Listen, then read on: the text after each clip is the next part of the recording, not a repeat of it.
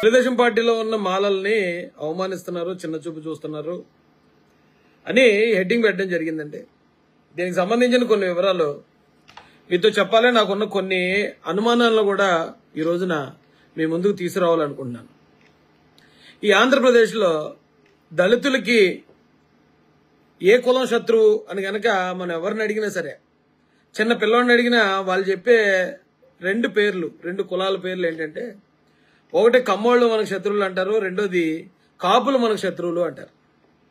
ఏంట్రా దానికి కారణం ఏంటి బాబు అంటే, కారంచేడులో కమ్మలో దళితుల మీద దాడులు చేశారు కాబట్టి, అలాగే కాపులు పలానా చోట దాడులు చేశారు కాబట్టి ఈ రెండు కులాలు దళితులకు శత్రువు అన్నా అని చెప్పి నాతో చాలా మంది చెప్తారు. నేను కూడా చాలా రోజులు అలాగే అనుకున్నానండి.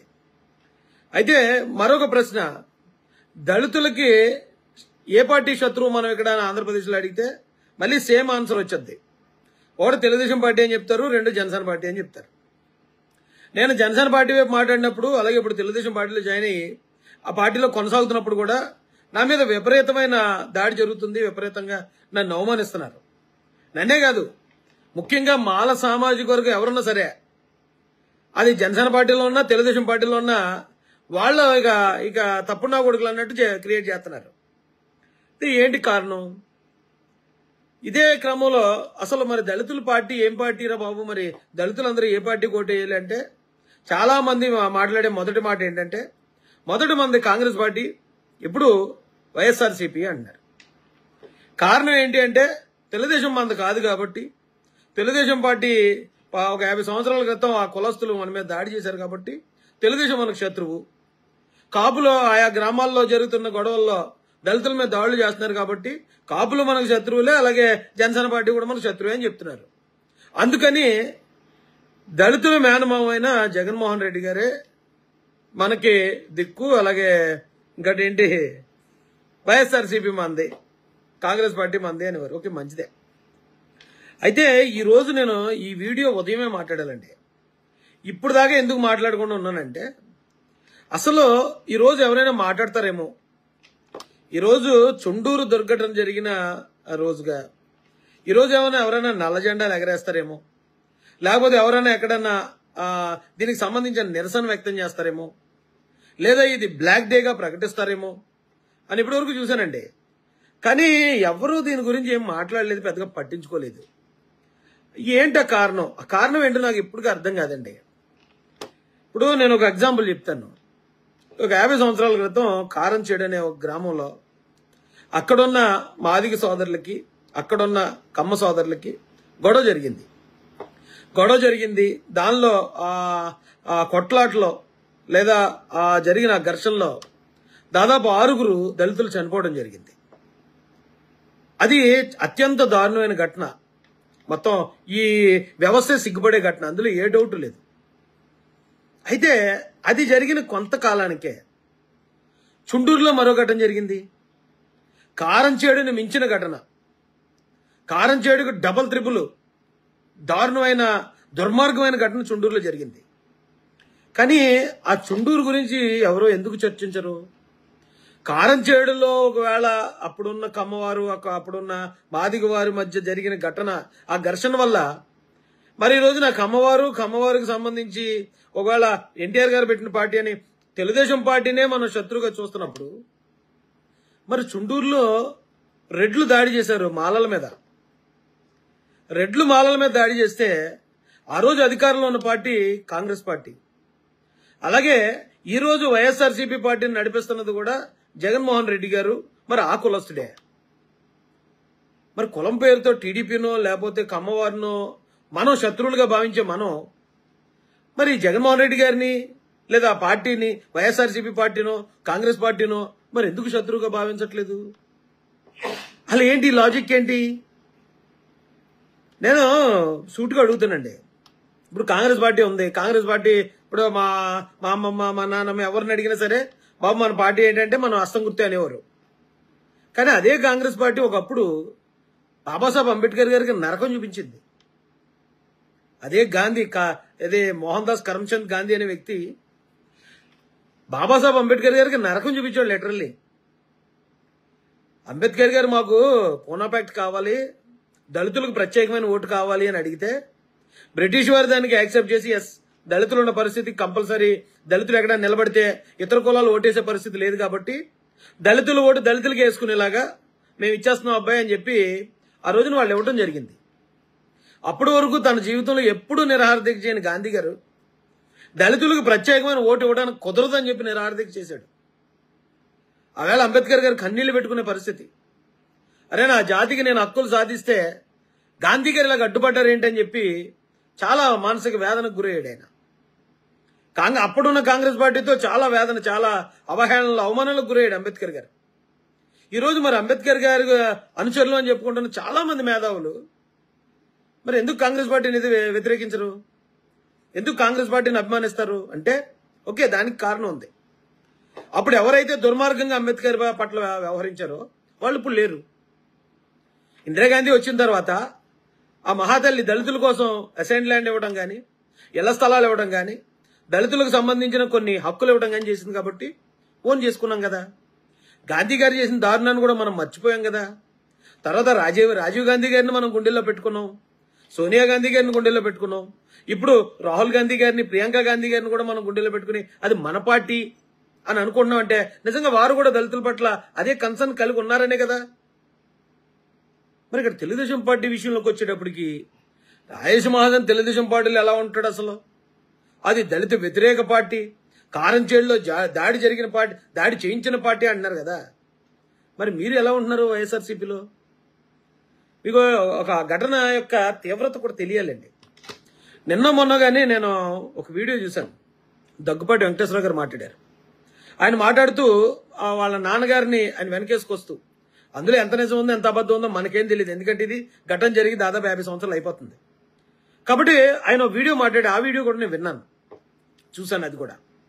అయితే మన దళిత నాయకులు, మన దళిత మేధావులు చెప్పిన కథనం ప్రకారం అక్కడ జరిగిన సంఘటన, అక్కడ ఒక మన మాదిగ సోదరు ఉంది, ఆవిడ మంచినీళ్ళు తాగే చెరువు దగ్గరికి నీళ్ళ కోసం వెళ్ళింది. అక్కడ ఒక కమ్మ కులానికి చెందిన ఒక వ్యక్తి గేదెను కడుగుతున్నాడు. ఏమయ్యా దళితులు మంజలు తాగేది, నువ్వు ఎక్కడ ఎలా గేదెను కడతావయ్యా అని చెప్పి ఇప్పుడు రివర్స్ అయింది. రివర్స్ అయితే అతను ఆమె మీద దౌర్జన్యం చేయబోయాడు. దౌర్జన్యం చేయబోతే ఈవిడి తిరగబడింది, బిందించుకుని కొట్టింది. అలాగే అక్కడ ఉన్న మన ఎవరైతే మాదిగ సోదరులు ఉన్నారో వాళ్ళు కూడా తిరగబడడం జరిగింది. తిరగబడితే ఈయన వెంటనే గ్రామంలోకి వెళ్ళిపోయాడు. అగ్రవర్ణాలకు సంబంధించిన మన మీద దళితులు తిరగబడుతున్నారు అబ్బాయిని అందరినీ రెచ్చగొట్టాడు. ఓ 4-5 పెద్ద నాయకుల దగ్గరికి వెళ్ళాడు, అన్ని చేశాడు, రెచ్చగొట్టుకున్నాడు. ఆయన మాట నమ్మిన వాళ్ళు కొంతమంది ఉంటారు కదా, దళితులు మన మీద రివర్స్ అవటం ఏంటి? ఎప్పుడు మరి 50 సంవత్సరాల క్రితం అంటే ఎలాంటి పెత్తందారీ వ్యవస్థ ఉండేది?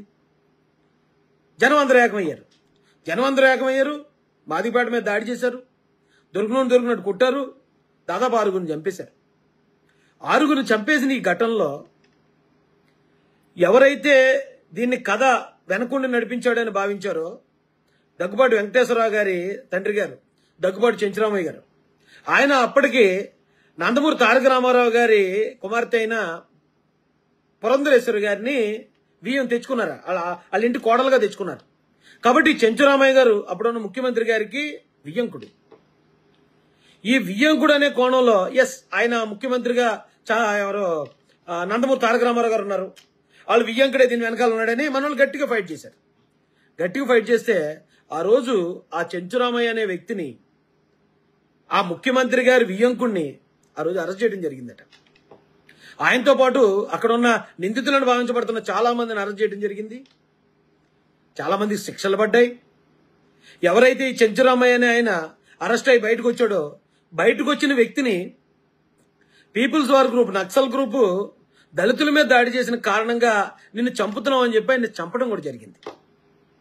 ఆయన్ని చంపిన తర్వాత ఆ చంపిన వాళ్ళలో ఉన్న 2-3 ఎవరైతే నిందితులు ఉంటారో వాళ్ళలో ఒక ఆయన డాక్టర్ అట. మరి అది ఎంతవరకు నిజం? అందరూ ఒకవేళ అది చెప్పింది అబద్ధం అయితే వెంకటేశ్వర గారు మాట్లాడింది అబద్ధం అని ఖండించండి, తప్పలేదు.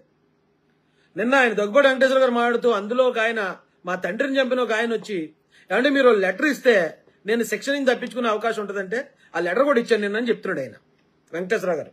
అది ఎంతవరకు అనేది నేను చెప్పలేను, ఎంతవరకు నిజం ఎంతవరకు అబద్ధం అనేది నేను చెప్పలేను, అక్కడున్న మేధావులకు తెలుస్తుంది. ఇది కారంచేడు ఘటన. ఈ కారంచేడు ఘటనకి అక్కడున్న మాదిగపల్లిలో ఉన్న సోదరులకి, అక్కడున్న కమ్మవారిపాలెంలో ఉన్న సోదరులు జరిగిన గొడవని అలాగే అక్కడ సీఎం గారు వియంకుడు ఉన్నాడు కాబట్టి అక్కడ తీసుకొచ్చాం. అక్కడి నుంచి డైరెక్ట్ సీఎం గారి దగ్గర తీసుకెళ్ళాం. దీన్ని మొత్తం కమ్మ కులానికి మొత్తం ఆపాదించాం. అప్పుడు పార్టీలో ఏ విధమైన ప్రాధాన్యత లేకపోతే ఏ విధమైన మంచి పోస్టులో లేని చంద్రబాబు నాయుడు గారిని కూడా ఇప్పుడు బాధ్యులు చేస్తున్నాం. ఆ టైంకి అసలు పుట్టాడు లేదో తెలియని నారా లోకేష్ గారిని కూడా మనం విమర్శిస్తున్నాం. మరి ఇన్ని చేస్తున్నప్పుడు మరి చుండూరులో ఏం జరిగింది అది మర్చిపోయారు అందరూనే. చుండూరులో ఏం జరిగిందో నేను డైరెక్ట్ కథలో చెప్పే కన్నా ఆ రోజు జరిగిన సంఘటనని ఒక ఆయన రాశాడండి. ఈయన పేరు ఏంటంటే బత్తుల వీరాస్వామి గారు, రాష్ట్ర అధ్యక్షులు అంబేద్కర్ యువజన సంఘం. ఈయన రాశాడు క్లియర్గా. ఆ రోజు ఏం జరిగిందో మీకు వినిపిస్తాను. జస్ట్ ఒకసారి ఒక కథ చెప్పేటప్పుడు, ఒక సినిమా డైరెక్టర్ కథ చెప్తున్నప్పుడు మనం సినిమాని ఎలా ఊహించుకుంటామో జస్ట్ ఈ జరిగిన ఈ దారుణ మారణకాండ నేను చదువుతాను. అక్కడ ఎలా జరుగుంటుందో మీరు ఊహించండి. గుంటూరు జిల్లా తెనాలి మండలంలో ఒక అభివృద్ధి చెందిన గ్రామం చుండూరు. అక్కడ దాని పరిసర ప్రాంతాల్లో రెడ్డి ఆధిపత్యం అధికంగా ఉండేది. అక్కడ మాలలు బాగా చదువుకుని రైల్వే మొదలైన ప్రభుత్వ సంస్థల్లో పాటు మార్కెట్ ప్రాంతమైన తెనాలిలో చిన్న చిన్న ఉద్యోగాలు సంపాదించుకుని గౌరవప్రదమైన జీతాలు గడుపుతూ ఉండేవారు. అగ్రవర్ణ అంటే అక్కడ ఉన్న రెడ్ల మీద ఆధారపడకుండా అవసరం లేకపోవడంతో, వాళ్ళ మీద ఆధారపడే అవసరం లేకపోవడంతో వీరి మీద అజమాయిషీ చలాయించే అవకాశం లేక అగ్రకులస్తుల అహంకారం దెబ్బతిన్నదట. ఇప్పుడు నేను రెడ్లందరినీ నేను అంటలే, ఎందుకంటే నేను ఇప్పుడు ఈ చివరికి వచ్చేటప్పుడు వీడియో చివరికి వచ్చేటప్పుడు వెళ్ళినప్పుడు మీకు అర్థమైపోతుంది. నేను ఆళ్ళకిలాగా గడ్డి తినే వ్యక్తిని కాదు. ఎవడు తప్పు చేస్తే వాడికే శిక్ష పడాలి తప్ప ఆ వెనకాల ఉన్న కులం ఏం చేస్తుంది, వాళ్ళ వెనకాల ఉన్న కుటుంబం ఏం చేస్తుంది, వాళ్ళందరూ ఉన్న పార్టీ ఏం చేస్తుంది అని నేను మాట్లాడతాను. కానీ మరి ఇక్కడ కారం చేడు ఘటన ఒక పార్టీకి అప్పుడు కనీసం ఇంకా ఈ భూమి మీద కూడా రాని లోకేష్ గారికి ఆపాదించేటప్పుడు మరి ఇది కూడా ఆపాదించాలి కదా. అప్పటికే మాలల సామాజిక చైతన్యం చూసి వారు లేకపోతున్న అగ్రకులస్తులు రవి అనే ఒక దళిత పోస్ట్ గ్రాడ్యుయేట్ యువకుడు చూపించిన ఆత్మాభిమానాన్ని జీర్ణించుకోలేపారు.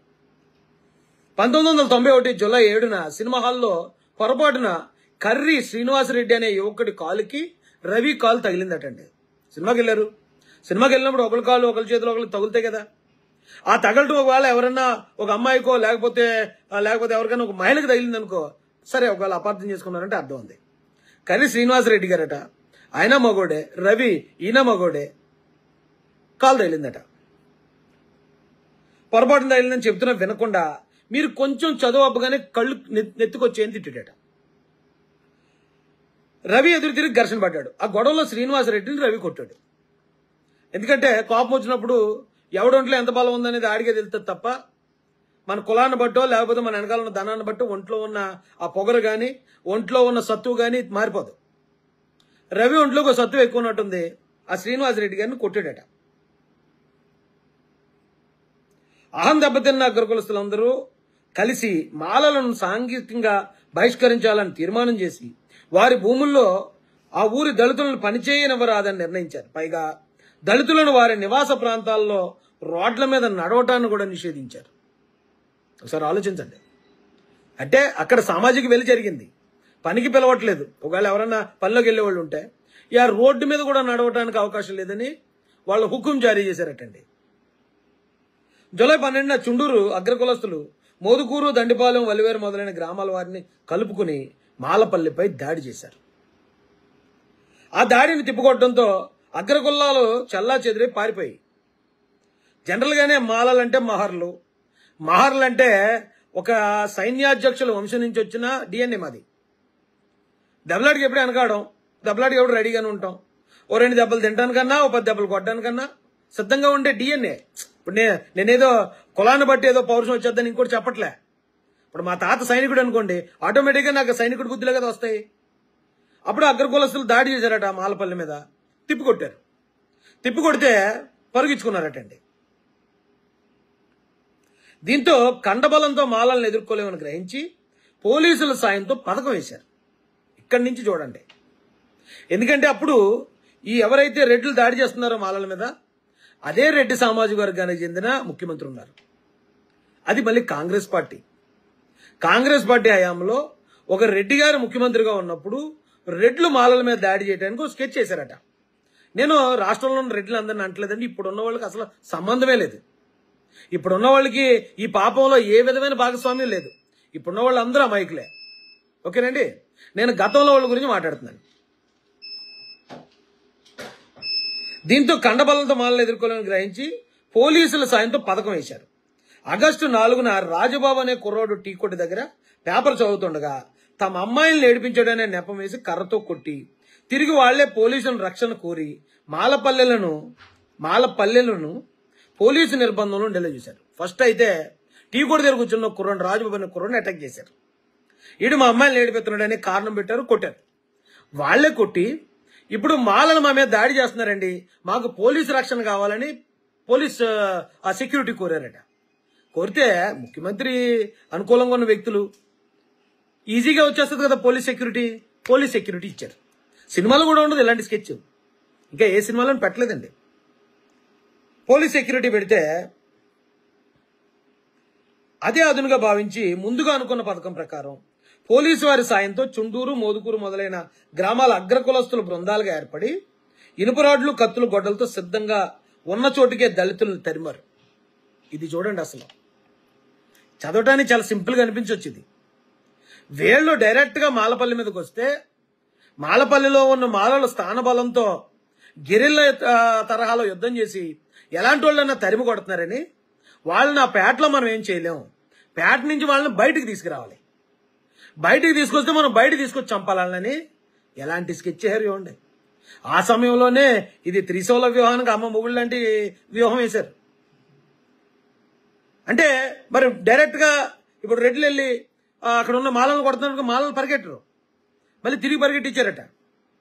అందుకని పోలీసులను పంపించారు. ఈసారి పోలీసులను పంపించి, పోలీసులారా ఇదిగో మీకు ఈ రోడ్డు ఉంది లోపలికి వెళ్ళడానికి తూర్పు నుంచి, మీరు తూర్పు నుంచి కనుక వెళ్తా ఉంటే మీరు తూర్పు నుంచి వస్తారు, వాళ్ళు పడమరకు పరిగెట్టుకొస్తారు, వాళ్ళు పడమరకు పరిగెట్టుకొస్తే మేము అక్కడ ఆల్రెడీ కాసుకుని ఉంటాం. యుద్ధంలో శత్రువులకి వేస్తారు చూడండి ప్లాన్, అలాంటి ప్లాన్ వేశారు. ఆ ప్లాన్ వేస్తే వాళ్ళలో ఏం చేస్తారు, దళితులు పోలీసులు వస్తున్నారు కదా వాళ్ళ దగ్గర నుంచి తప్పించుకుందాం అని అనుకుంటారు కదండి. వాళ్ళు పోలీసులు ఇలా రావడం చూసి వాళ్ళు ఇలా పరిగెట్టారు. నిజంగా అంటే తూర్పు పడమరా అని నేను జస్ట్ ఊహాజనితంగా చెప్పాను, కానీ అక్కడ అది జరిగింది. పోలీసులు ఒక వైపు నుంచి వస్తుంటే దానికి వ్యతిరేక దిశలో మాలలు పరిగెట్టారు బయటికి. ఈ విషయం తెలియక అటువైపే పరుగులు తీసి వారికి చిక్కేశారు. అక్కడ సరిగ్గా కాసు కూర్చుని ఉన్నారు వీళ్ళు. సరిగ్గా 4-5 గ్రామాల నుంచి వచ్చిన వ్యక్తులందరూ కూడా కర్రలు, కత్తులు, బరిసెలు పట్టుకుని ఎక్కడైతే కాసు కూర్చున్నారో అక్కడికి వెళ్ళి లేగదూడల్లో దొరికేశారండి వాళ్ళకి. ఇదండి యుద్ధం అంటే. యుద్ధం చేసే పద్ధతి ఇదా? ఆలోచించండి. కొత్త కాలువ గట్ట మీద దళితులను తరుముకుంటూ వెళ్లిన అంతకముఠాకు 1వ నెంబర్ పిల్ల కాలువ వద్ద మండు రమేష్ దొరికాడు. అతన్ని దారుణంగా హతమార్చి మృతదేహాన్ని పిల్ల కాలువలో పడేశారు. తర్వాత 2 అంతకముఖలు మోదుకూరు రైల్వే గేట్ దగ్గర కలుసుకున్నాయి. అక్కడ వారు జాలాది ఇస్సాకు, అంగలకుదురు రాజమోహను, సంకూరు సంసోను, దేవరపల్లి జయరాజులను చుట్టుముట్టి హతమార్చారు. పరిగెట్టుకుంటూ వెళ్ళిపోతే పోలీసులు వస్తున్నారు కదని పరిగెడుతున్నారు. పోలీసులు అంటే అరజేనకు వస్తారు అనుకుంటారు కానండి, ఆ సమయంలో మరి ఇంత మాస్టర్ ప్లాన్ ఉంటుంది. ఇప్పుడు కంగారులో పరిగెట్టేవాడు ఏం చేస్తాడు, కర్ర కత్తో పట్టుకుని పరిగెట్టాడండి, ఉన్న పళంగా పారిపోతాడు. పోలీసులు వస్తున్నారు అనగానే ఉన్న పళంగా ఆ లుంగి కట్టుకున్నాడో లేదో కూడా తెలియకుండా పరిగెడతాడు. అంటే అలా బెదిరించి ఆ భయభ్రాంతుల్లో ఉన్న వ్యక్తి పరిగెట్టుకుంటూ వస్తూ ఉంటే ఆ భయభ్రాంతుల్లో ఉన్న వ్యక్తిని సడన్ గా ఒక మోక పట్టుకుని అక్కడికక్కడే చంపి గోనుల్లో చుట్టేసండి కాలంలో వాడేయారటండి. గోనుల్లో చుట్టి ముఠాలుగా ఏర్పడి శవాల దగ్గరలో ఉన్న పశువుల కోటంలోకి ఇడ్చుకెళ్లారు. గోతాల్లో కుక్కి కట్టేశారు. 4 శవాలను వేరువేరు చోట్ల కాలువలో పడేశారు. మిగతా వారు తప్పించుకుని పారిపోయి ఉంటారు అనుకున్నా ఆగస్టు 8న అంగలకుదురు జాలాది మత్తయ్య శవం ఉన్న గోతం తుంగభద్ర కాలంలో దొరకడంతో అనుమానం వచ్చి మిగతా వారి కోసం వెతకగా కొంచెం దూరంలో మల్లెడి సుబ్బారావు శవం దొరికింది. అక్కడి నుంచి 10 కిలోమీటర్ల దూరంలో ఇంటూరి లాకుల వద్ద జాలాది ఇమ్మానియల్, మండ్రు రమేష్ మృతదేహాలను మూటలో, ఇంకొంచెం దూరంలో మోదుకూరు ఆలపాడు రోడ్డు దగ్గర ఓ పంట కాలువలో సంకూరు సంసోన శవం గొంతు సంచి దొరికాయి. ఇది మొన్న ఏదో దమ్మనో సినిమా వచ్చిందండి ఎన్టీఆర్ గారిది. ఎన్టీఆర్ గారి సినిమాలో ఎన్టీఆర్ గారి వర్గానికి సంబంధించిన వాళ్ళని అలాగే కట్టి చంపేసి మూటలు కట్టేసి నీటిలో పాడేసి ఉంటారు. అసలు ఆ సీన్ చూస్తే మనకి అది సినిమా అని తెలిసినా కూడా చాలా భావోద్వేగానికి గురవుతాం.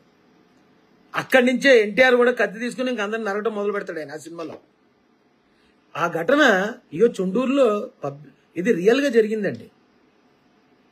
ఇదేమీ ఆషామాషి విషయం కాదండి ఇది. కానీ ఇప్పుడు కారంచేడులో దాడి జరిగితే కమ్మలు మనకు శత్రువులు అని చెప్పినప్పుడు, కారంచేడులో కమ్మవారు మాదిగవారి మీద జరిగిన దాడికి కమ్మవారు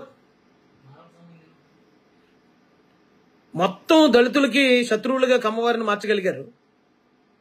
ముఖ్యంగా ఇక్కడ మాలలమే జరిగింది దాడి చుండూరులో.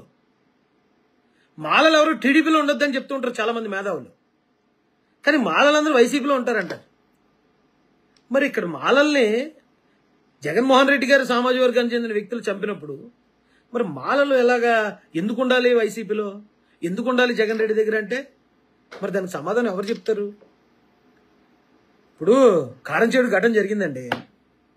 మాదిగవారు కమ్మవారి ద్వారా ఫలానా చోట 50 సంవత్సరాల క్రితం వాళ్ళు ఇబ్బంది పడ్డారు, వాళ్ళు దాడికి గురయ్యారు, కొంతమంది ప్రాణాలు కోల్పోయారు అనే ఆ కన్సర్న్ ఇప్పుడున్న తెలుగుదేశం పార్టీ కూడా చూపిస్తుంది.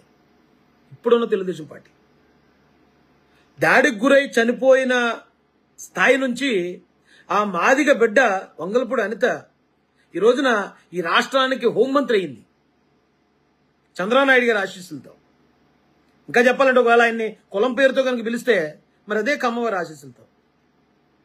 25 సంవత్సరాల నుంచి ఈ మందకృష్ణ అనే ఆయన అతను వాదనలో న్యాయం లేకపోయినా వర్గీకరణ వర్గీకరణ వర్గీకరణ అని అతను అలా పోరాడుతూ పట్టుకూర్చుని ఉంటే అదే తెలుగుదేశం పార్టీ ఇది మాదిగల ఆత్మగౌరవ నినాదమేమో, ఇది ఇస్తే వాళ్ళకి న్యాయం జరుగుతుందని వాళ్ళు భావిస్తారేమో అని అదే తెలుగుదేశం పార్టీ వాళ్ళకి వర్గీకరణ కూడా ఇచ్చింది.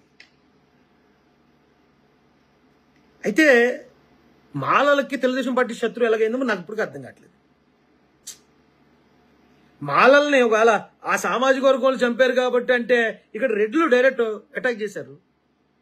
ఇంకో దారుణం ఏంటంటే చుండూరులో ఇప్పుడు కారంచేడు విషయంలో శిక్షలు పడ్డాయి. ఎవరైతే మెయిన్ ముద్దాయి అని భావించామో ఒక సీఎం గారు వియ్యంకుడిని చంపారు, కౌంటర్ అటాక్ జరిగింది. ఆ కౌంటర్ అటాక్ చేసినోడు కూడా ఆ సీఎం గారు వియ్యంకుడు గారు అబ్బాయి ఎవరైతే ఉన్నారో ఆయన క్షమాపేక్ష లెటర్ ఇచ్చాడట, సరే మేము క్షమించామండి అని. కానీ చుండూరులో ఏం జరిగింది తెలుసండి? ఈ విషయంలో నేను మన పివి సునీల్ కుమార్ గారిని అప్రిషియేట్ చేస్తున్నానండి. పివి సునీల్ కుమార్ గారు పుస్తకం రాశారు తూ అని చెప్పి. ఆ పుస్తకంలో ఆఖరి పేజ్ ఉంది, ఆఖరి పేజ్ చదివి వినిపిస్తాను వినండి. కింద కోర్టులో ఈ చుండూరు నరమేధం చేసిన వాళ్ళందరికీ కింద కోర్టులో శిక్షలు పడ్డాయి. శిక్షలు పడితే వాళ్ళు హైకోర్టుకి వెళ్ళారట. హైకోర్టుకి వెళ్తే అక్కడ జరిగింది ఏంటో చిన్న సన్నివేశంలో రాశాడు ఈయన. కింద కోర్టులో శిక్ష పడిందని సంబరపడ్డాం, కానీ పెద్ద కోర్టులో వాళ్ళ కులపోడి దగ్గరికి మళ్ళా ఎక్కింది కేసు. పెద్ద కోర్టులో పెద్ద జడ్జి గారు కదా అన్యాయం జరగదనుకున్నాం అని రాశారు ఇక్కడ. అయితే ఆ జడ్జి గారు ఏమడిగారంటే ఏంటండి, ఇంకా కులాలు ఎక్కడ ఉన్నాయి అన్నాడు జడ్జి గారు. వీళ్ళకి ఈయన పేరేటి అని అడిగాడట పక్కనున్న ఆయన. ఎంగల్ రెడ్డి అటండి ఆయన పేరు. ఇంకా కులాలు ఎక్కడ ఉన్నాయి, అంతమందిని చంపేస్తే ఒక్కడు కూడా ఎందుకు కంప్లైంట్ ఇవ్వలేదు, ఇది తప్పుడు కేసు అన్నాడటండి ఆయన. చూడండి ఒకసారి, ఏ పార్టీ అయితే మంది అనుకుంటున్నామో, ఎవరైతే ఇప్పుడు జగన్మోహన్ రెడ్డి గారు మన మేనమావలు అనుకుంటున్నామో, మరి ఒక రకంగా ఆల్మోస్ట్ అది ఆ కాంగ్రెస్ పార్టీ హయాంలో, నేను కాంగ్రెస్ పార్టీని ఇప్పుడున్న కాంగ్రెస్ పార్టీ నేను తప్పు పట్టట్లే, కానీ అప్పుడున్న కాంగ్రెస్ పార్టీ వీళ్ళ చేతుల్లో చెప్పు చేతల్లో ఉంది. వీళ్ళ చెప్పు చేతల్లో ఉంది కాబట్టి కనీసం నరికినోళ్ళకి శిక్ష కూడా పడలేదు తెలుసండి. అందరూ బయటకు వచ్చేసారట. అందరూ ఆ చుండూరు ఘటనలో చంపేసిన శవాల్ని ఈ గోను సంచుల్లో కట్టి కాలువలో పాడేశారు కదా, ఇవన్నిటిని కూడా తీసుకెళ్లి పోస్ట్ మార్టం కానీ పెడితే ఆ పోస్ట్ మార్టం చేసే డాక్టర్ అతను కూడా దళితుడేటండి, అతను మాలోడే ఉంటాడు. ఈ శవాలో వీటి పరిస్థితి చూసి ఏంటి నా జాతి ప్రజలు ఇంత దారుణంగా అయ్యారు అనుకున్నాడో, లేకపోతే ఇప్పుడేలా చంపారు మమ్మల్ని కూడా ఇలా చంపేస్తారు అనుకున్నాడో, లేదా మేము చెప్పినట్టు కనుక నువ్వు పోస్ట్ మార్టం రిపోర్ట్ ఇవ్వకపోతే నీ భార్య బిడ్డల్ని చెరిచేస్తాం, వాళ్ళని కూడా చంపేలాగా గోతంలో కట్టి పారేస్తామని బెదిరించారు. ఆ పోస్ట్ మార్టం చేసే డాక్టర్ కూడా సూసైడ్ చేసుకున్నాడు అంటే అదే పోస్ట్ మార్టం రూమ్ లో. ఇంత దారుణమైన విలనిజం వేరే ఎక్కడా లేదు చరిత్రలో. కానీ మరి ఇప్పుడు ఎందుకు మొన్న ఏదో కారంచేడు ఘటన దినోత్సవం అని చెప్పి అది ఏదో నిరసనలని నల్ల బ్యాడ్జీలని ఇన్ని మాట్లాడిన వైసీపీలో ఉన్న ముఖ్యంగా మాల నాయకులను అడుగుతున్నాను నేను. ఇక్కడ మాలల్నే చంపారు. చంపితే వాళ్ళకి కనీసం శిక్ష కూడా పడే పరిస్థితి లేదు. మీరు ఎలాగ ఆ పార్టీలో కొనసాగుతున్నారు? మీరెందుకు ఆ పార్టీలో ఉన్నారు నాకు అర్థం కాలేదు. తెలుగుదేశం పార్టీ ఏంటి, ఏం అన్యాయం చేసింది? మాలలకు ఏం అన్యాయం చేసింది? మాదిగలకి ఏం అన్యాయం చేసింది తెలుగుదేశం పార్టీ? అప్పుడున్న ఒక గ్రామంలో జరిగిన దాన్నే వాళ్ళ ప్రాతిపదిక తీసుకుని ఇప్పటికింకా మాదిగల పట్ల కన్సర్న్ చూపిస్తారు తెలుగుదేశం పార్టీ ఇప్పటికింకా. కానీ మరి ఈ చుండూరులో ఎంత దారుణం జరిగింది, జగన్మోహన్ రెడ్డి ఏ రోజైనా దాన్ని ఖండించాడా? చుండూరు ఘటన నేను ఖండిస్తున్నానని చెప్పి ఎప్పుడైనా చెప్పాడా? అరే నిన్నగాక మొన్న సుధాకర్ గారిని, సుబ్రహ్మణ్యాన్ని, చీరాల కిరణ్ కుమార్ని మళ్ళీ ఇక్కడ కూడా చంపేశారు. చాలా మంది మాలలను చంపేశారు, మాదిగలు చంపేశారు. చంపిన వాళ్ళు కూడా ఆయన ఇంకా నేను సపోర్ట్ అన్నాడు కదా. ఏంటండి ఈ ద్వంద్వ వైఖరి ఏంటి నాకు అర్థం కాదు. ఎవరు శత్రువు అంటే ఇప్పుడు మాలలు అలా తెలుగుదేశం పార్టీలో ఉండకూడదు అంటారేంటి నాకు అర్థం కాదు. రండి ఎవడైనా డిబేట్ చేద్దాం రండి. మాలల్ని ఇప్పుడు నిజం మాలలు ఒకళ్ళు కాదండి, మాలలకి కమ్మల శత్రువులు కాపుల శత్రువులు అని ప్రచారం చేస్తున్నారు. మరి రెడ్ల శత్రువులని ఎందుకు ప్రచారంలో లేదు? ఎందుకంటే 50 సంవత్సరాల క్రితం జరిగిన ఒక గొడవను పట్టుకుని మరి కమ్మళ్ళు మొత్తం దళితులకు శత్రువు అని ప్రచారం జరిగినప్పుడు దానికన్నా 4 సంవత్సరాల తర్వాత జరిగింది, 4, 3 ఎన్నో సంవత్సరాలు. మరి చుంటూరులో జరిగిన ఘటన వల్ల రెడ్లు దళితులకు శత్రువులు అనే ప్రచారం ఎందుకు లేదు? ఇదే ఇక్కడ నేను అడిగే అసలు సిసలైన ప్రశ్న. అక్కడక్కడ కాపులు దాడి చేస్తున్నారు కాబట్టి కాపులు దళితులకు శత్రువులు అని చెప్పి ఒక క్రియేషన్, ఒక ప్రచారం నడుస్తుంది ఈ రాష్ట్రంలో. ఇంత దారుణమైన మారణకాండం చేసిన వాళ్ళని కూడా కులం ప్రాతిపదికన వాళ్ళకి శిక్ష పడకుండా వదిలేశారట, వాళ్ళందరినీ బయటకు వదిలేశారంట అనే ప్రచారం ఎందుకు లేదు ఈ రాష్ట్రంలో? ఎందుకు లేదు నేను చెప్పనండి. ఆ రోజు జరిగిన ఘటన, కారంచేడు ఘటనని ఒక కులానికి ఆపాదించి తద్వారా ఒక పార్టీని డిఫేమ్ చేయడానికి వైఎస్ రాజశేఖర రెడ్డి గారి ఫ్యామిలీ బాగా ఉపయోగించుకుంది. అలాగే కాపులు దళితుల మీద దాడి చేస్తారు, కాపులు దళితుల మీద దాడి చేస్తారనే ఈ ప్రచారం కూడా వైఎస్ఆర్సీపీ వచ్చిన తర్వాత బాగా జోరు అందుకుంది. కానీ చంద్రబాబు నాయుడు గారు ఎంత గొప్పోడంటే మేమందరూ ఊహించిన దానికన్నా, జగన్మోహన్ రెడ్డి గారు లేకపోతే వాళ్ళ బ్యాచ్ అనుకున్న దానికన్నా 100 రెట్లు గొప్పోడు చంద్రబాబు నాయుడు గారు. ఎందుకంటే చుంటూరులో ఎంత దారుణ మారణకాండ జరిగినా దాన్ని రాష్ట్రంలో ఉన్న రెడ్లందరికీ ఆపాదిస్తూ నారా చంద్రబాబు నాయుడు గారు ప్రచారం చేయించలేదు. అంటే ఆ రెడ్ల మీద కూడా ఆయనకున్న కన్సర్న్ చూడండి. ఎవరో కొద్దిమంది చుండూరులో రెడ్లు చేసిన తప్పుకి ఈ రాష్ట్రంలో ఉన్న రెడ్లందరినీ మనం ఎలా తప్పు పడతాం అనుకున్నాడు ఆయన. మరి లేకపోతే ఆయన చేయించవచ్చు కదా ప్రచారం. అయితే అప్పుడున్న జనార్దన్ రెడ్డి గారు అనే ముఖ్యమంత్రి గారు, కాంగ్రెస్ పార్టీ, ఈ దారుణ మారణకాండని అప్పుడున్న కాంగ్రెస్ పార్టీకి కూడా అంటకట్టలేదండి తెలుగుదేశం పార్టీ. కాంగ్రెస్ పార్టీకి అంటకట్టి ఇదిగో కాంగ్రెస్ హయాంలో ఓ రెడ్డి ముఖ్యమంత్రి ఉన్న ఈ సమయంలో ఇగో రెడ్లు వెళ్ళి మాలపల్లి మీద పడి మాలల్ని ఓచకోత కోసారు కాబట్టి కాంగ్రెస్ పార్టీ దళితుల పట్ల నిరంకుశ వైఖరి అవలంబించింది అన్నప్పుడు ప్రచారం చేయలేదండి. ఎందుకంటే ఎక్కడో గ్రామంలో జరిగిందో పార్టీకి ఏం సంబంధం ఉంటుంది? అలా మాట్లాడడం తప్పు అని ఆలోచించాడు ఆయన. మరి అదే ఆలోచన మీకుందా? వైసీపీలో ఉన్న వాళ్ళని అడుగుతున్నాను, అదే ఆలోచన మీకుందా? అర్థం చేసుకోవాలండి. చుండూరుకి కారంచేడుకి చాలా చాలా అంటే 10 times ఎక్కువ తీవ్రత ఉంది. మేము ఇంకా చెప్పాలంటే అనాథరైజ్డ్కి 24 మంది చనిపోయారు అంటున్నారు. 24 మంది చనిపోయారు, మిగతా వాళ్ళు గల్లంత అయిపోయి డెడ్ బాడీలు దొరకలేదు అంటున్నారు.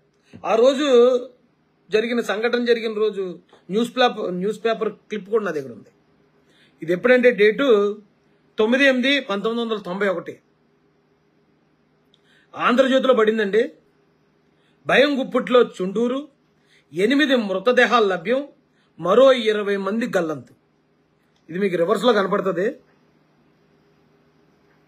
మరో 20 మంది గల్లంతు అని రాశారు ఆ రోజు. ఏమైపోయారు వాళ్ళందరూ? ఇప్పుడు మరి మొన్న ఎవడాడు ప్రదీప్ రెడ్డి గాడు, చింతా ప్రదీప్ రెడ్డి అనేవాడు వీడియో మాట్లాడి అక్కడ ఒక స్కూలు దగ్గరికి వెళ్ళారు లోకేష్ గారు. ఆ స్కూల్ కట్టింది ఎవరని అక్కడ ఆ స్కూల్ బయట విగ్రహం ఉంది. ఎవరంటే అయినా ఈ చుండూరు ఘటనకు కారణం అని భావిస్తూ అరెస్ట్ అయిన వ్యక్తి, ఆ ఘటనకు బాధ్యుడిగా మర్డర్ అయిపోయిన వ్యక్తి. అయితే ఆ స్కూల్ కట్టింది ఆయననేమో, లేకపోతే ఆ స్థలం ఇచ్చింది ఆయన అయి ఉంటుంది. అక్కడ ఆ బొమ్మ ఉంటే, ఆయన విగ్రహం ఉంటే, ఎవరో హెడ్ మాస్టర్ ఎవరో వచ్చి దండేమన్నారు, దండేసాడే. ఇంత ఆలోచించలేరు. అప్పటికప్పుడు జరిగిన ఆ సన్నివేశాల్లో ఇంతలాగా 50 సంవత్సరాల క్రితం అది జరిగింది కదా, ఇది అంత ఎవరికి ఎలగదండి. దానికి ఆ చింతా ప్రదీప్ రెడ్డి అనేవాడు ఆ విగ్రహాన్ని దండేసాడంటే దళితుల ఊచకోతను ఆయన సమర్థించాడు, దళితుల్ని ఎలా చేసిన సమర్థించాడు. ఇలా మాట్లాడిన ఎదవ రే ప్రదీప్ రెడ్డి, మీరు చుండూరులో మీ కులస్తులు చేసింది అది. మీ కులం నాయకుడు, మీ కులంలో ఉన్న వ్యక్తి ఒక జడ్జిగా ఉంటే నేరస్తులను కూడా శిక్ష లేకుండా బయటకు వదిలేసిన క్రమం అది. ఏ రోజన్నా దాని మీద సానుభూతి వ్యక్తం చేసేవారా నువ్వు? నేను వైసీపీ వాళ్ళు అందరినీ అడుగుతున్నాను, వైసీపీలో ఉన్న రెడ్లందరినీ అడుగుతున్నాను. మీరు కారంచేడు గురించి మాట్లాడాలంటే చుండూరు గురించి మాట్లాడండి. అప్పుడు మీరు కారంచేడు గురించి కూడా మాట్లాడండి. ఆ వైసీపీలో ఉన్న మాలలను అడుగుతున్నాను ముఖ్యంగా. కారంచేడు ఘటన మాదిగలు మరియు కమ్మవారి మధ్య జరిగింది. మాదిగ వారికి కమ్మవారికి మధ్య జరిగిన ఘటన. దాని మీద ఇంత గొడ్డలు చెప్పుకుంటున్న మీరు చుండూరులో మాలవారికి రెడ్డి వారికి జరిగిన దాని మీద ఎందుకు మాట్లాడరు? ఎందుకు ప్రశ్నించరు? అంటే చంద్రబాబు నాయుడు గారిని విమర్శించడానికి, అది మళ్ళీ మాలలో టీడీపీలో ఉండకూడదు అంటారు. అదేంటో నాకు ఇప్పటికీ అర్థం కాదు. మీరు ఒకసారి లెక్కలు తీయండి, ఎవడైనా సరే ఓపెన్ ఆఫర్ ఇస్తున్నాను. కమ్మవారు మాలవారి మీదో మాదిగ వారి మీదో చేసిన దాడులు 10 సంవత్సరాలు తెస్తారు, 20 సంవత్సరాలు తెస్తారు, తీయండి ఎఫ్ఐఆర్ ఎన్ని ఉంటాయో. నాకు తెలిసి చాలా అంటే చాలా 0.1% కూడా ఉండవేమో అనుకుంటాను నేను. ఎందుకంటే ఈ కమ్మ సామాజిక వర్గానికి చెందిన వాళ్ళు అంత గమ్మున ఎవరి మీద గొడవలకు వెళ్ళటం, ఎవరిని కొట్టడం, ఇది చేయటం. నేను సాలకోటలో, నేను చిన్నప్పటి నుంచి సాలకోటలో బతికాను. చిన్నప్పటి నుంచి నేను ఖమ్మంలో చూస్తూనే ఉన్నాను. ఎప్పుడో ఇంక మరీ తప్పదంటే తప్ప వాళ్ళ ప్రతి చీటికి మాటికి గొడవ పెట్టుకోవడం, పక్కోడికి వెళ్ళగడం, ఇది చేయడం నేను చూడలేదు. ఎవరో ఒకరిద్దరు ఉంటూ ఉండొచ్చు, అన్ని కులాల్లోనూ చిల్లరగాళ్ళు ఉంటారు. కానీ మెజారిటీని బట్టే కదా మనం ఆ కులాన్ని ఒక నిర్ణయానికి రావాలి. తీయండి దాడు. ఒకవేళ దళితులకి, ముఖ్యంగా మాలలకి కమ్మోళ్ళ శత్రువులు, మాలలు టీడీపీలో ఉండకూడదని ఎవడైతే మాట్లాడుతున్నాడో ఎఫ్ఐఆర్లు తీయండి బయటికి. మాలల్ని రాష్ట్ర చరిత్రలో ఊచకోత కూర్చున్న వాళ్ళు ఏ కులస్తులో తీయండి, చరిత్ర తీయండి, చుండూరు చరిత్ర తీయండి. అప్పుడు జగన్మోహన్ రెడ్డి గారి పార్టీలో మనం ఉండకూడదా, చంద్రబాబు నాయుడు గారు పెట్టిన పార్టీలో ఉండకూడదని తెలుస్తుంది, వచ్చే తరాలకు తెలుస్తుంది.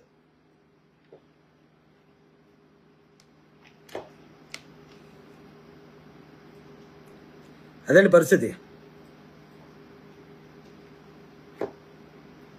ఇక్కడ కామెంట్లు పెట్టే వాళ్ళు పాపం వాళ్ళకి ఏం తెలీదు. కామెంట్ పెట్టి స్క్రీన్ షాట్ తీసుకుని పైకి పంపిస్తే 5 రూపాయలు 10 రూపాయలు వేస్తారు వైసీపీ వాళ్ళకి.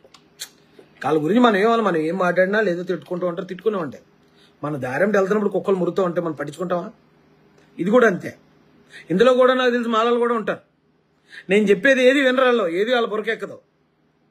అయినా కూడా చంద్రబాబు నాయుడు గారు మాలలకు శత్రువు అండి, అబ్బాయి మాలలు తెలుగుదేశంలో ఉండకూడదండి అంటారు. ఎందుకంటే ఏమో వాళ్ళకే తెలీదు.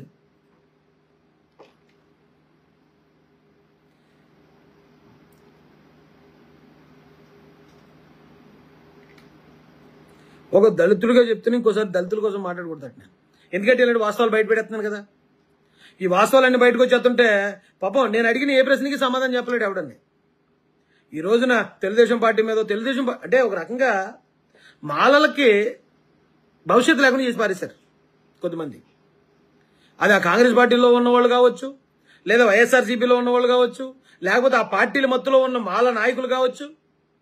ఒక పార్టీని కంప్లీట్ మాలలకు శత్రువుని చేసి పారేశారు. ఈవెన్ నేను కొంతమంది మొన్న గెజెట్ ఆఫీసర్లతో మాట్లాడాను, మాల గెజెట్ ఆఫీసర్లు. గత ప్రభుత్వ హయాంలో ఈ అధికారులందరూ ఏ ప్రభుత్వం వచ్చినా వాళ్ళే కదా అధికారులు. కానీ గత ప్రభుత్వ హయాంలో ఉన్న రెడ్డి అధికారులు ఎవరైనా ఉంటే, వైసీపీ కోసం అనుకూలంగా పనిచేసిన రెడ్డి అధికారులు ఎవరైనా ఉంటే వాళ్ళనన్నా విడిచిపెడుతున్నారు. కానీ మాల అధికారులు ఎవరైనా ఉంటే వాళ్ళకి పనిష్మెంట్ పడిపోతుంది. ఏంటి కారణం ఏంటి? అంటే ఈ వైఎస్ఆర్సీపీ పార్టీ అంటే రెడ్ల కన్నా మాలలకి ఎక్కువ ప్రాధాన్యత ఉందా పార్టీలో? ఎందుకు మాలలు ఈ తెలుగుదేశం పార్టీకి, తెలుగుదేశం గవర్నమెంట్కి చంద్రబాబు నాయుడు గారికి లోకేష్ గారికి ఎందుకు శత్రువు అయ్యారు? ఎందుకంటే కొంతమంది లత్కోరగాళ్ళు ముండాకోరగాళ్ళు చేసిన పనిది. మాలలకు ప్రత్యేకంగా పార్టీ లేకపోయినా ఉన్నప్పుడేమో కాంగ్రెస్ పార్టీకి అంటగట్టారు, దాని తర్వాత వైసీపీకి అంటగట్టేస్తున్నారు అంతే. ఇంకా కంప్లీట్గా మేము తెలుగుదేశం పార్టీకి మేము శత్రువులు అని చెప్పేసి ఇక మాలలకి మరొక పార్టీ లేకుండా ఇక మేము చచ్చినట్టు వాళ్ళు కాలు దగ్గర ఉండేలా చేస్తున్నారండి. ఏ కులం అండి? ఒకే పార్టీలో ఉన్న కులం పేరు చెప్పండి. ఈ రాష్ట్రంలో రెడ్లందరూ వైసీపీలో ఉన్నారా? కమ్మలందరూ టీడీపీలో ఉన్నారా? కాపులందరూ జనసేనలో ఉన్నారా? ఉండరు కదా. అన్ని పార్టీల్లోనూ ఉంటారు అందరూనే. కానీ మాలలందరూ వైసీపీలోనే ఉన్నారని చెప్తారు డాకూరుగాళ్ళు. ఏం చేయాలి మడి కొడుకుల్ని? ఏం చేయాలరా?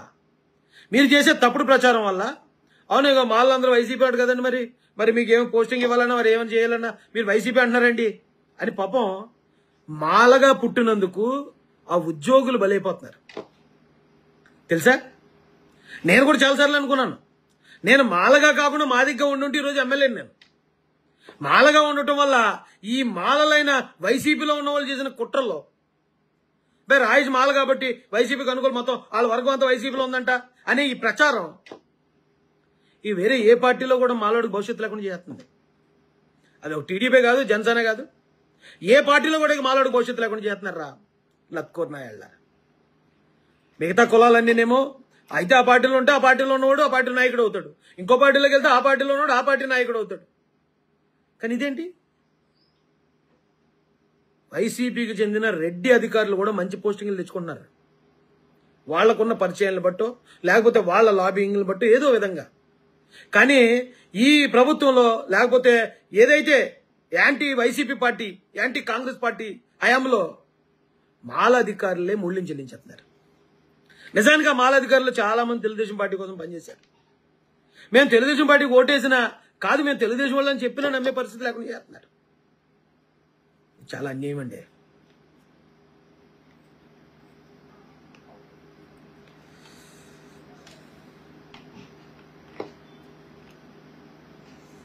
అదండి, తెలుగుదేశం పార్టీలో ఉంటే మాలను అవమానిస్తున్నారు అంటే తెలుగుదేశం పార్టీ వాళ్ళు అవమానిస్తున్నారని కాదు, ఈ వైసీపీలో ఉన్న లేకపోతే ఎవరైతే ఒక పార్టీకి కులాన్ని మొత్తం తాగడేద్దామని ట్రై చేస్తున్నా లత్కోరుగాళ్ళు చేస్తున్న పనులు అవి.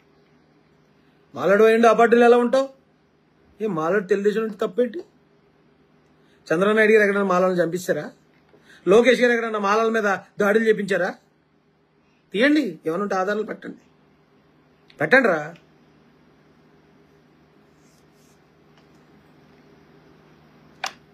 తమ్ముడు రాజుగాడు లోకలట. వదిలేండి తమ్ముడు, వాళ్ళు వదిలేండి, వాళ్ళకి ఎన్ని సమాధానం చెప్పిన వాళ్ళు అంతే. వాళ్ళు అలా మాట్లాడుకుంటూ ఉంటారు, మాట్లాడుకుని ఇవ్వటమే.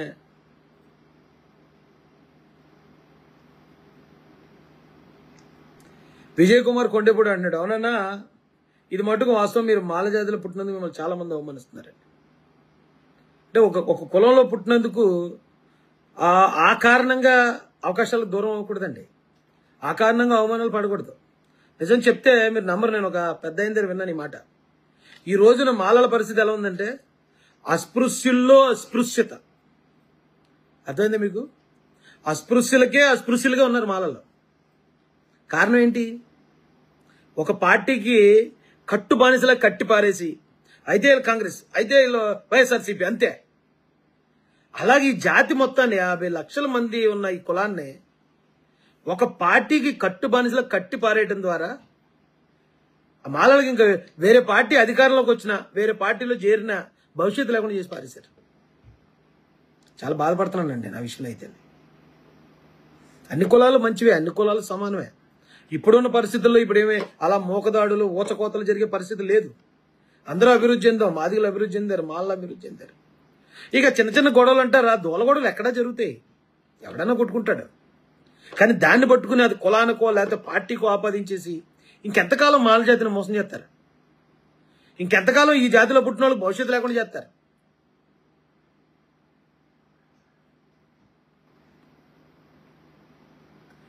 జాతిని తాకట్టు పెడుతున్నాడు రాయేష్ అంటారు. జాతిని తాకట్టు పెట్టడం అంటే మాలలందరూ వైసీపీ, అది తాకట్టు పెట్టడం అంటే. మాలలందరూ కాంగ్రెసు, అది తాకట్టు పెట్టడం అంటే. నేను ఏ రోజు నా కులాన్ని చూపించి నా కులం అంతా ఈ పార్టీ అండి అని ఎప్పుడు అనలేదు. రాజమాసన్ అంటే మాట్లాడతాడు, మోటివేట్ చేస్తాడు. ఒక కులంలోనే కాదు, అన్ని కులాల్లో ఉన్న వాళ్ళకి వాస్తవాలు చెప్పగలుగుతాను. నేను అనుకున్న నిజాన్ని వాళ్ళతో కూడా ఎస్ ఇది నిజమే కదా అని ఒప్పించగలుగుతాను. అంతే తప్ప ఈ కులం మొత్తం ఈ పార్టీ అండి ఏంటి, కులం మొత్తం ఏ పార్టీకి ఎత్తది, ఏ కులం ఎత్తదిరా ఓటు? ఇలాంటి మాట్లాడుతుంటే ఇప్పుడు దాకా చరిత్రలోని ఇలాంటి రహస్యాలు బయట తీసుకొచ్చేవాడు ఎవడు లేక, ఎవడన్నా ఒకటి తీసుకొస్తా ఉంటే ఆడి మీద మోకమ్మడిగా దాడి చేసిస్తే, బేవర్సనా కొడుకులు అందరినీ రాజమాసాన్ మీద పంపించేస్తే ఆడు వెళ్ళిపోతాడు. భయపడిపోయి భయభ్రాంతులకు గురి వెంటనే నోరు మూసేస్తాడు అనుకుంటే మీ అంత ఎర్రిపప్పలేర్రా, ఎర్రి గొర్రెనాయల్లారా. మీరు అధికారంలో ఉన్నప్పుడే మేసం మెలేసి రోడ్డు మీద నిలబడ్డామండి నేను. ఇప్పుడు ఇంకా మేము అధికారం ఉపయోగించట్లేదు. అధికారం ఉపయోగిస్తే ఒక్కొక్కరిని జుట్లకి చేతులకి వేళ్ళకి ముడేసి రోడ్లకి లాక్కు రాగలుగుతాం. ఇప్పటికి ఇంకా తిట్టేస్తుంటే పడుతున్నారు కదంటే ఎస్ ఖచ్చితంగా ఏనుగు పడుతుంది, ఎన్ని కుక్కలు మురిగినని. అంతే తప్ప ఆ కుక్క మురిగింది కదా అని ఏనుగు తిరిగి మరొకదు.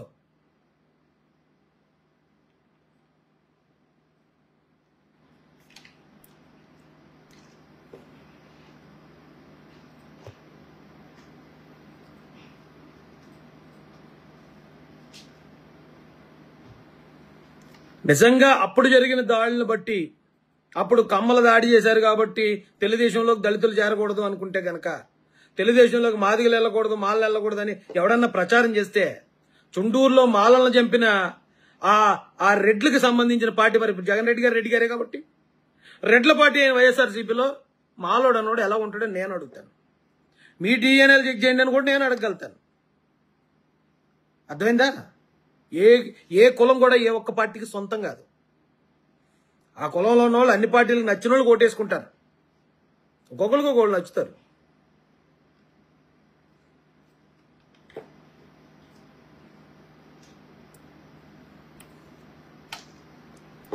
అర్థం చేసుకోవాల్సిందిగా అందరినీ రిక్వెస్ట్ చేస్తున్నానండి. నేను లైవ్లోకి ఎందుకు రావట్లేదని చాలా మంది అడుగుతున్నారు.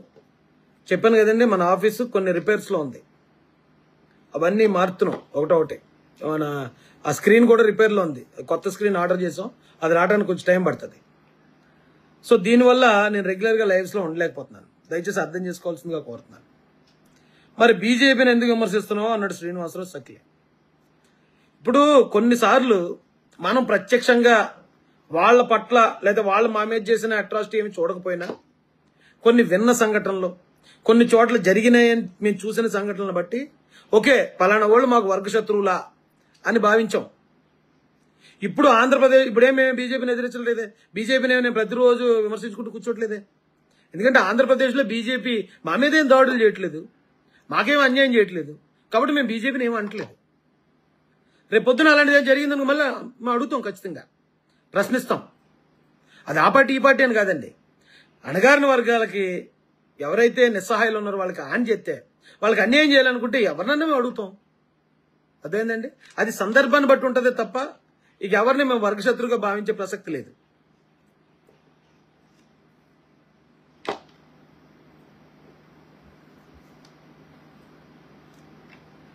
రైట్ అండి, థ్యాంక్ యూ.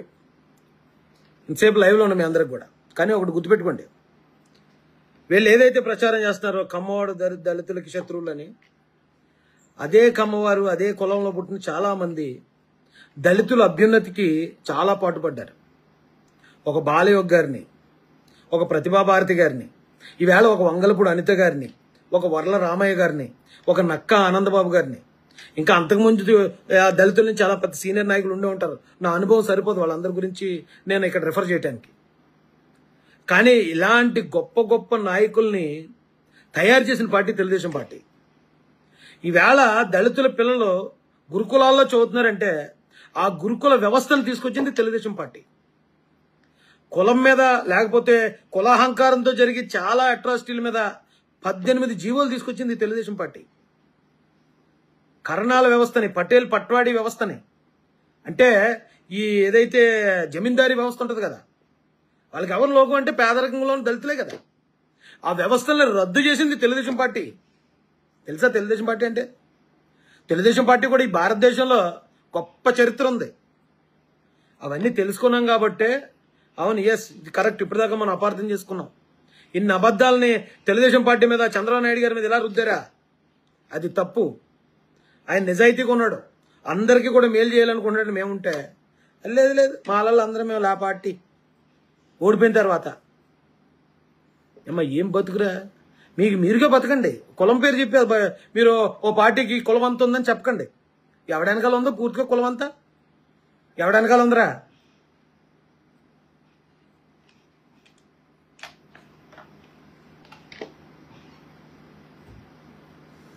అదేం పరిస్థితి.